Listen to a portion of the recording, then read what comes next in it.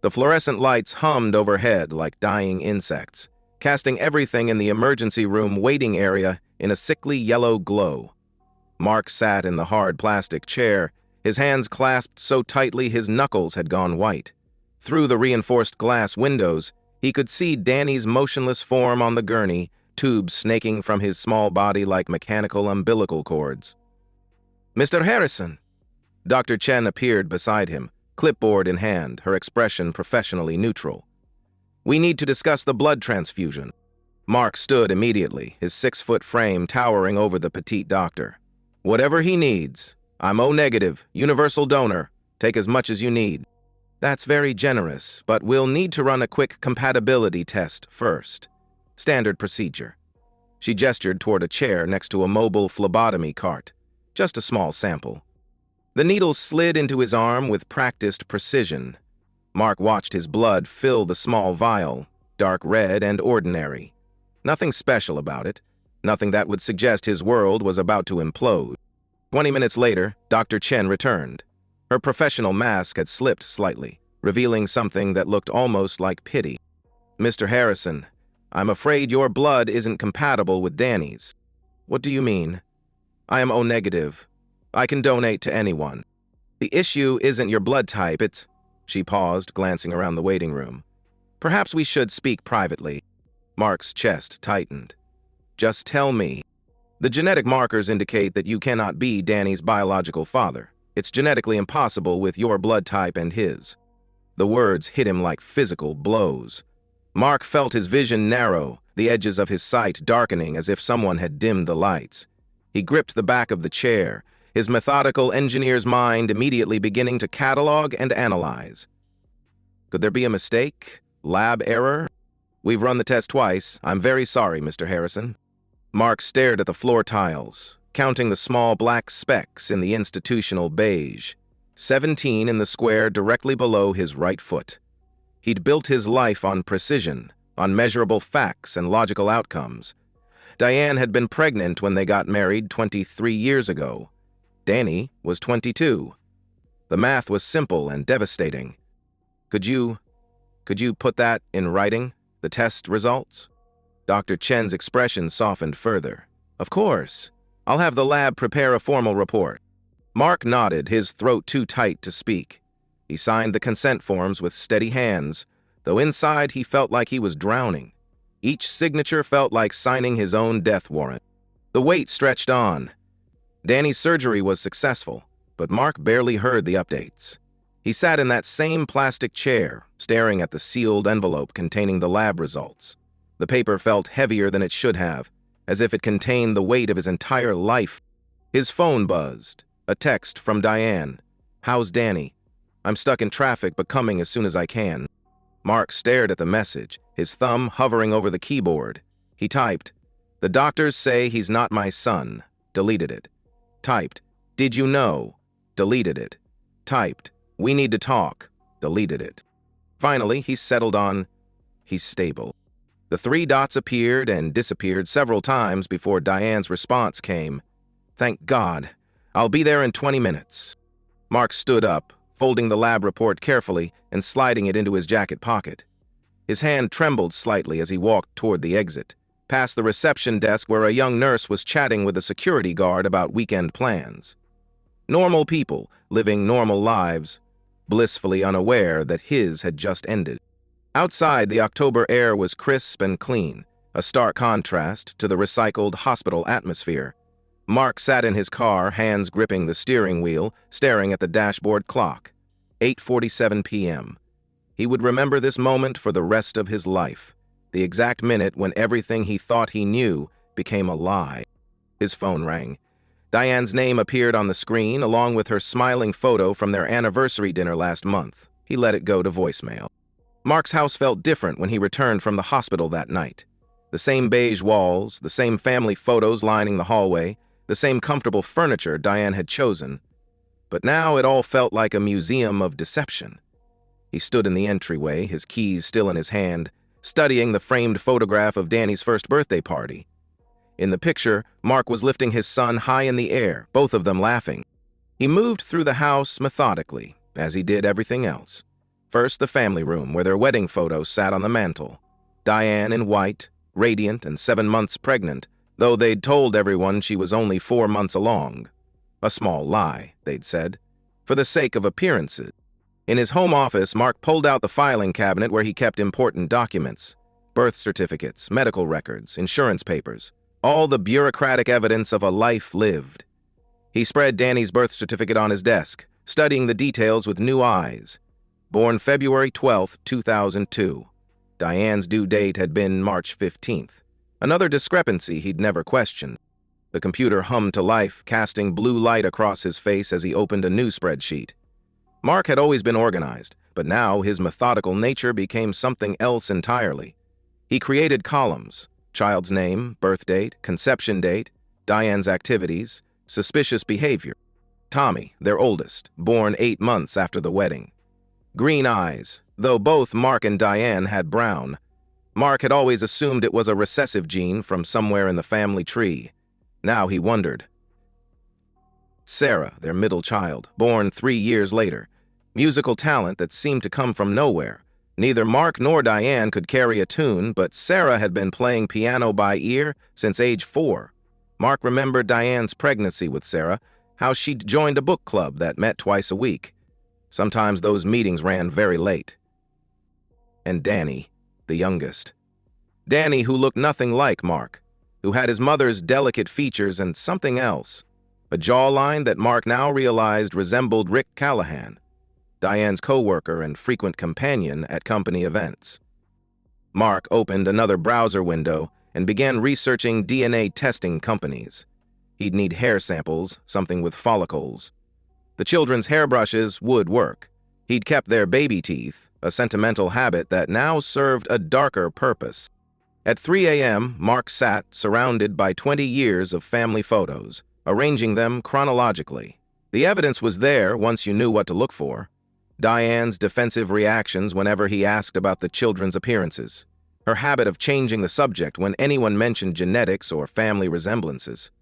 He remembered Janet, Diane's best friend, and how she always seemed uncomfortable during family gatherings, how she'd avoid eye contact with Mark, how she'd steer conversations away from anything that might touch on family history. Janet, who provided alibis for Diane's girls' nights that lasted until morning.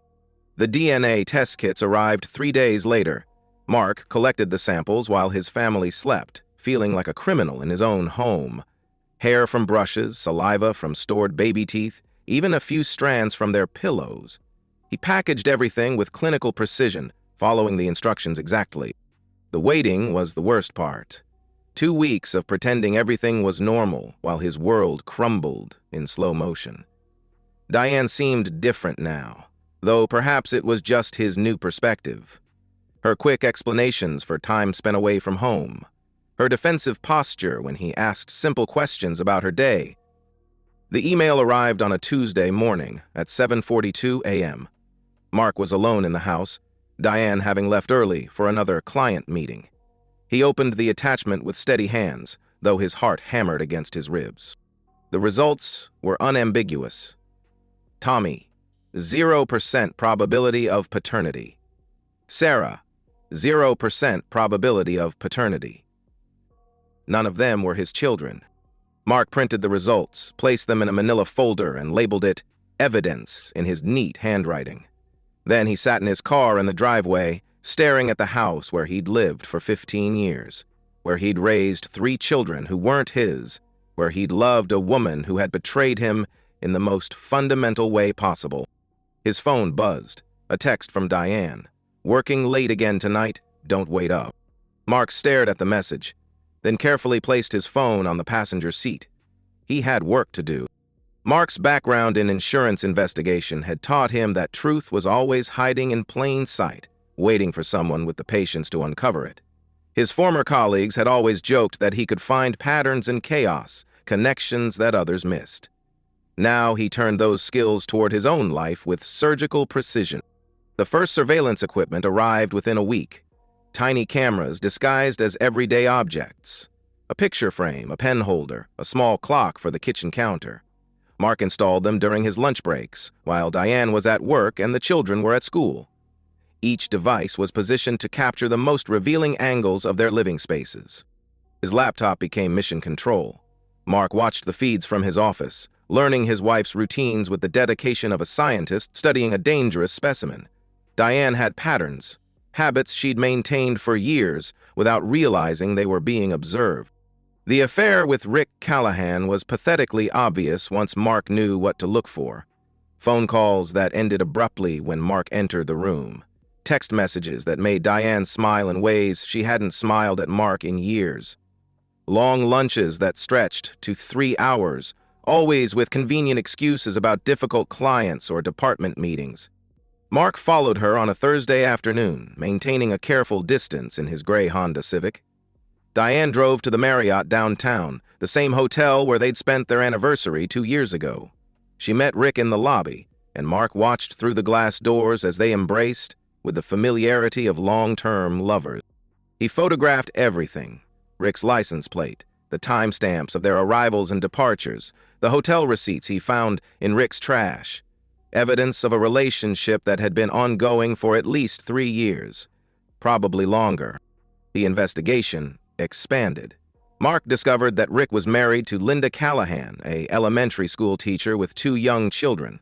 Rick's social media was full of family photos and declarations of love for his wife. The hypocrisy was staggering, but it also represented leverage. Mark's lawyer, Patricia Martinez, was a sharp woman in her 50s who specialized in high-asset divorces. He'd contacted her under the pretense of updating his will, but their conversations had gradually shifted toward more strategic topics. Adultery is one thing, Patricia explained during their third meeting, but paternity fraud is something else entirely. You've been financially supporting children who aren't yours based on false representations. That's actionable. Mark nodded, taking notes in his precise handwriting. What about the house? The joint accounts? If you can prove the fraud was ongoing and systematic, you might have grounds to claim reimbursement for child support. The house is more complicated. It's joint property, but if you can show she used marital assets to facilitate the affairs, I'm working on that. Mark's investigation had revealed a joint account Diane had hidden for years, funded by periodic deposits that coincided with her business trips and extended absences. The amounts were significant: $500 here, $1,000 there, money that Rick and possibly others had paid for her services. The evidence files grew thicker. Mark documented everything: hotel receipts, restaurant bills, unusual financial transactions. He cross-referenced Diane's calendar with her phone records, building a timeline of deception that stretched back over a decade. But the most damaging evidence came from an unexpected source. Mark had installed a small recording device in Diane's car, hoping to capture phone conversations. What he found was even better: a conversation between Diane and Janet, recorded while they drove to one of their girls' nights. "You know this can't last forever." Janet's voice was tinny through the small speakers. "Mark's going to figure it out eventually." "Mark's clueless," Diane laughed. "He's so busy with his spreadsheets and his projects, he doesn't notice anything. Besides, what's he going to do? Leave me? He loves those kids too much." "They're not his kids, Diane. That's the problem. They're his kids in every way that matters. He's been their father for 20 years. He's not going to walk away from that." Mark listened to the recording 3 times, his hands clenched into fists. The casual cruelty in Diane's voice, the way she dismissed his love for the children as weakness rather than strength. She'd manipulated his devotion, used his capacity for love against him. The final piece of the puzzle fell into place when Mark discovered that Janet had been more than just an alibi. She'd been actively facilitating the affairs, providing her apartment as a meeting place when hotels were inconvenient. Janet, who'd been a guest at their wedding, who'd helped them move into their first house, who'd been the children's honorary aunt. Mark sat in his car outside Janet's apartment building, watching Rick's BMW pull into the parking lot. 20 minutes later, Diane's car followed. Mark photographed both vehicles, noting the time and date. Then he drove home to his family, to the house full of lies, to continue playing the role of devoted husband and father while he prepared for war. That night, as Diane slept beside him, Mark stared at the ceiling and planned his next move. The investigation was complete. Now it was time to build the trap. Mark's approach to revenge was as methodical as everything else in his life.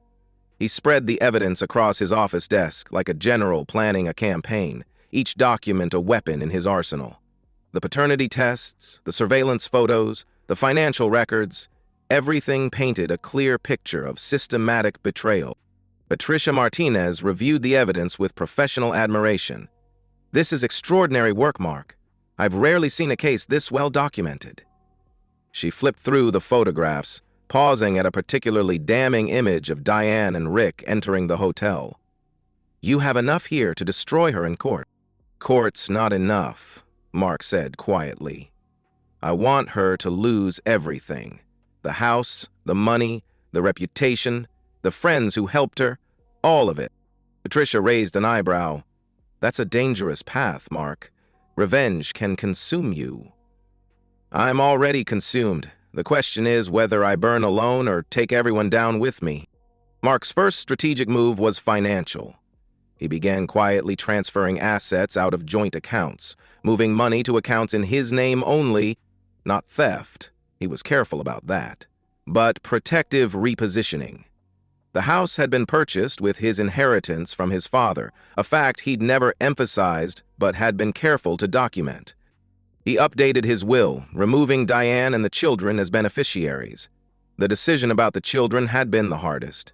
He'd raised them, loved them, been their father in every way that mattered, but they were also living proof of Diane's betrayal, and Mark found that his capacity for forgiveness had limits. The new will left everything to his sister in Colorado, a woman he barely spoke to, but who had never betrayed him. If Diane wanted to challenge it, she'd have to explain why a man might choose to disinherit children who weren't biologically his. Mark's masterstroke came when he approached Janet. He'd been watching her for weeks, noting her routines, her vulnerabilities. Janet worked as a freelance graphic designer, struggled with money, and lived in a small apartment that she complained about constantly. She was also, Mark had realized, resentful of Diane's comfortable life.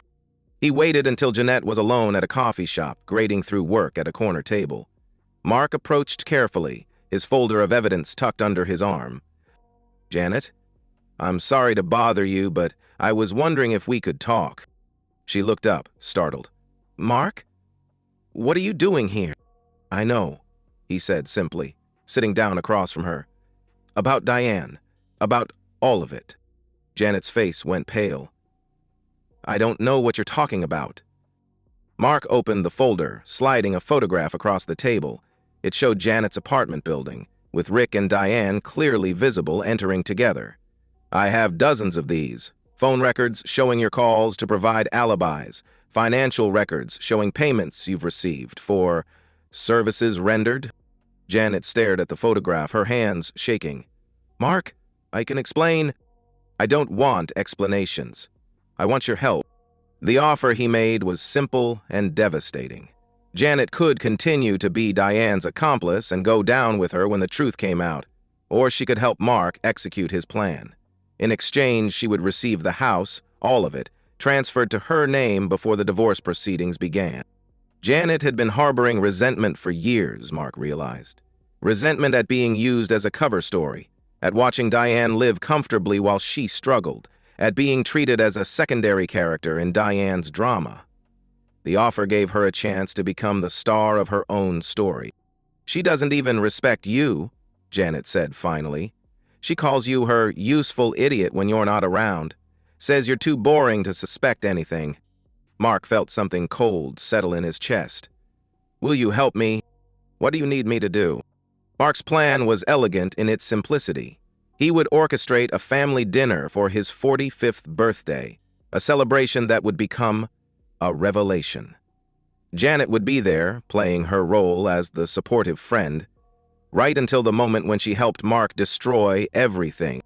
The preparations took weeks.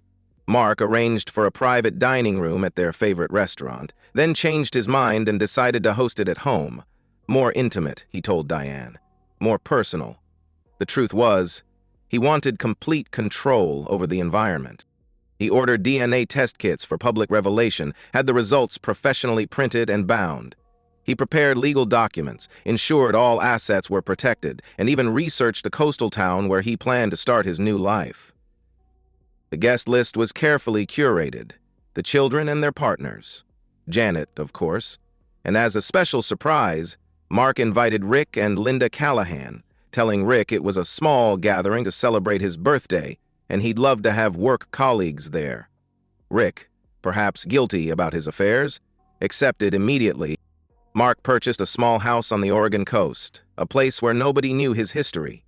He arranged for a job transfer through his company, using his excellent reputation to secure a remote position. Every detail was planned, every contingency considered. The night before the dinner, Mark stood in his kitchen, looking at the dining room table where he'd arranged place cards, each name representing a relationship built on lies, each chair a seat for the theater of revelation he was about to orchestrate.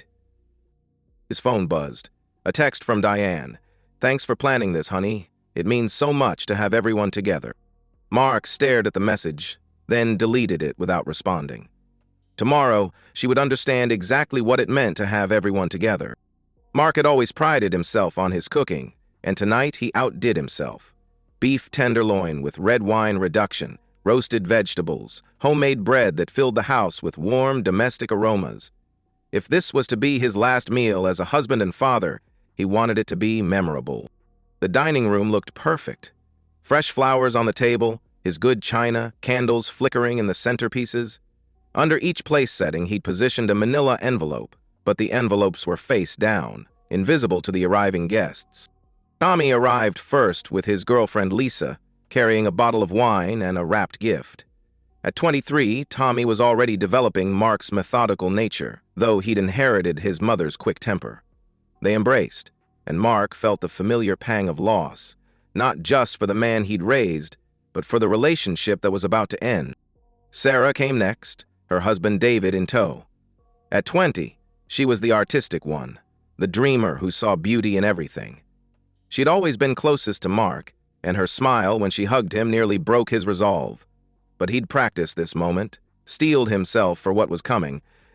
Danny arrived last, still moving carefully from his recent surgery. At 17, he was the most fragile of the three, sensitive and introspective. He'd been looking forward to this dinner, to feeling normal again after the trauma of the accident. "Where's Mom?" Tommy asked, settling into his chair. "She'll be here soon," Mark replied, checking his watch. "She's bringing Janet." Rick and Linda Callahan sat at the far end of the table, Rick looking slightly uncomfortable but trying to maintain his jovial work persona. Linda was a pleasant woman who chattered about her children and her school. Mark wondered if she had any idea what her husband had been doing for the past 3 years. Diane arrived with Janet at exactly 7 o'clock, as Mark had known she would. Diane was nothing if not punctual. She wore the blue dress he'd bought her for their anniversary, and she looked radiant, playing the role of devoted wife and mother. "Sorry we're late," Diane said, kissing Mark's cheek. "Traffic was terrible." Mark had prepared a toast, and he stood as they finished the main course, raising his glass of wine. The room fell silent, all eyes on him. "Thank you all for being here tonight," he began, his voice steady despite the hammering of his heart. 45 years is a milestone, and I wanted to celebrate with the people who matter most. Family is everything, isn't it? The bonds of blood, the connections that make us who we are. He paused, looking around the table. Tommy was smiling, raising his own glass. Sarah looked emotional, always moved by sentiment. Danny was focused on his food, still tired from his recovery. Diane beamed at him with what looked like genuine affection. "I've been thinking a lot about genetics lately," Mark continued, "about inheritance, about what we pass down to our children. DNA is fascinating, isn't it? The way it tells the story of who we really are." Rick shifted uncomfortably in his chair. Janet's face had gone pale. "Which brings me to my gifts for tonight." Mark reached under his chair and pulled out a box of envelopes. "I've prepared something special for each of you." He walked around the table, placing an envelope in front of each person. Tommy opened his immediately, as Mark had expected. His eldest son was always impatient. Tommy's face went through a series of changes as he read the DNA test results. Confusion, then understanding, then something that looked like panic. "Dad, what is this?" "Read it aloud, Tommy." Tommy's voice cracked as he read. Probability of paternity, 0%. The tested male is excluded as the biological father of the tested child. Sarah opened her envelope next, her hands trembling. The results were identical. Danny, still weak from his surgery, needed David's help to understand what the papers meant. The room erupted in chaos. Sarah began crying, her husband pulling her close. Tommy slammed his fist on the table, making the wine glasses jump. Danny just stared at the papers, his face blank with shock. "This is impossible," Diane said, her voice shrill. "There's been some mistake. These tests are wrong." Mark returned to his seat, his own envelope still unopened. "I've had them verified by 3 different labs. The results are accurate." "Dad, I don't understand," Sarah whispered through her tears. "What does this mean?" Mark looked at his daughter. The child he'd raised, loved, taught to ride a bike, and felt his heart break all over again. "It means your mother has been lying to all of us for 20 years. Diane was on her feet now, her face flushed with anger. "How dare you? How dare you do this to our family?" "Poor family." Mark's voice remained calm, controlled. "Which family would that be, Diane? The one where you've been having affairs since before Tommy was born? The one where you've been using our home as a brothel, while I work to support children who aren't mine?" Rick had gone completely white. Linda was staring at her husband with growing horror as the implications became clear. "This is insane," Diane sputtered. "You're having some kind of breakdown. These tests are fake." Mark opened his final envelope, the one containing 20 years of evidence. Photographs spilled across the table, hotel receipts, phone records, financial statements.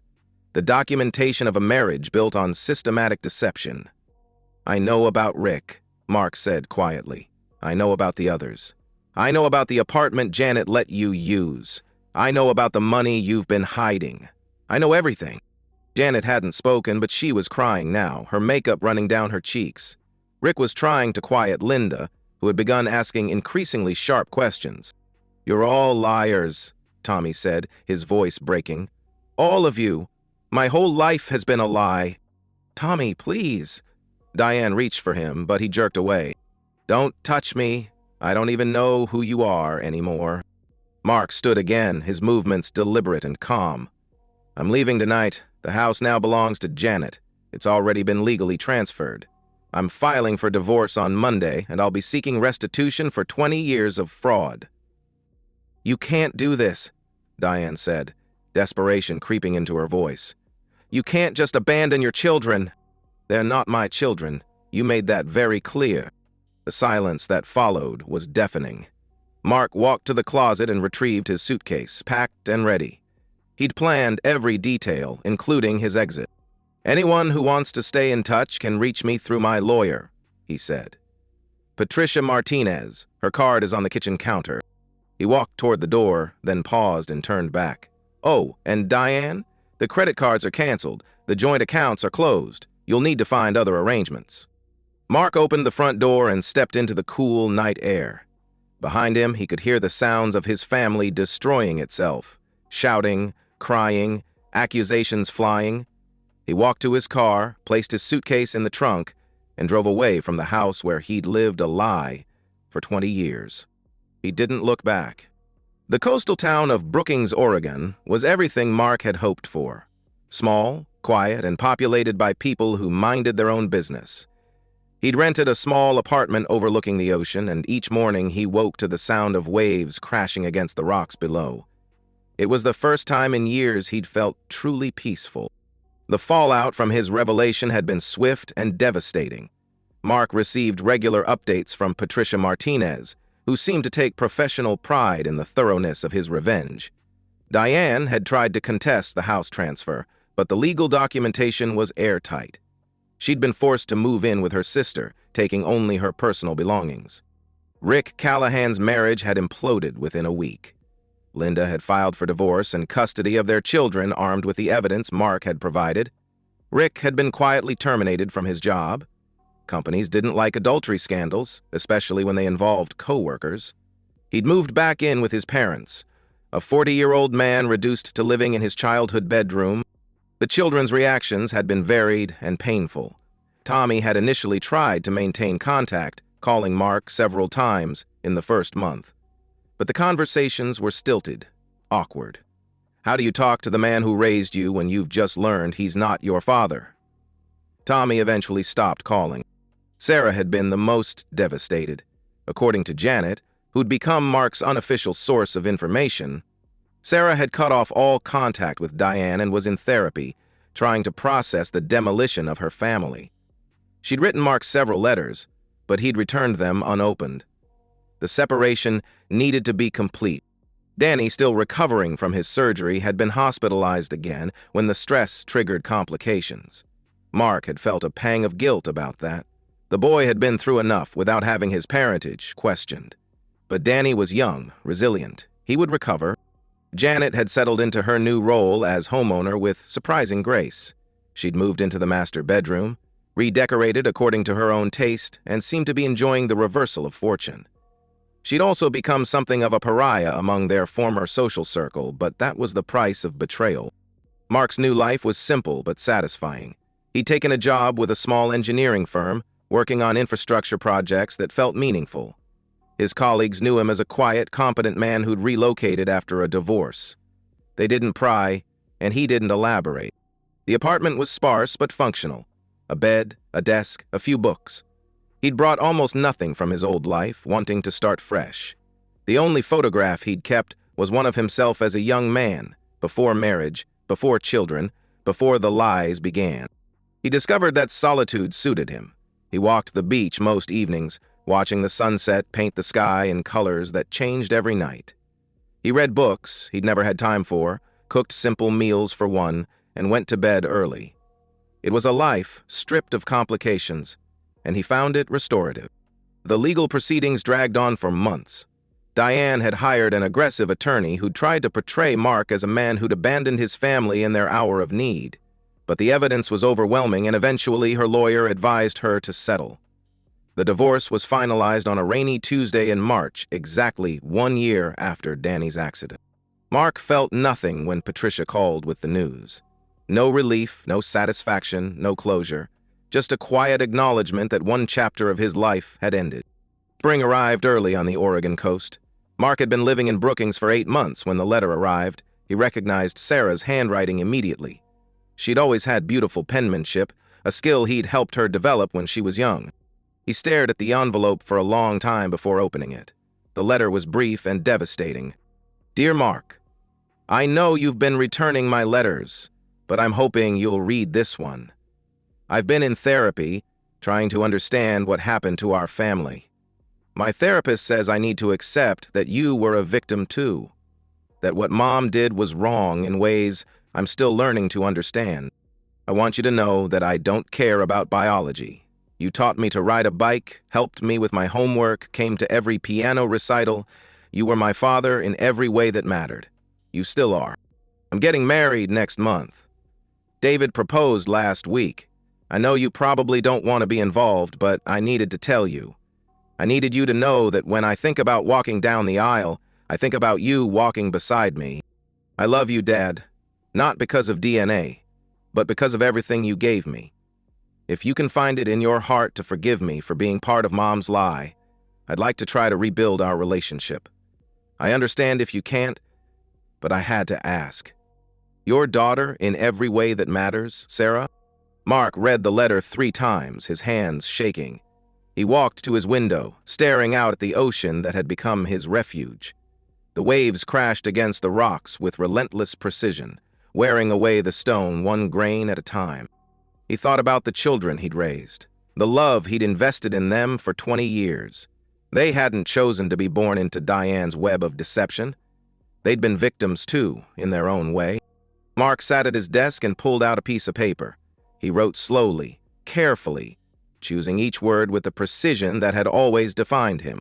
Dear Sarah, I read your letter. I've read all of your letters, actually. I returned them because I needed time to heal, to separate the man I was from the man I'm becoming. You're right that biology doesn't define family. What defines family is choice, commitment, love that persists even when it's tested. I chose to be your father every day for 20 years. That choice wasn't invalidated by your mother's lies. I would be honored to walk you down the aisle.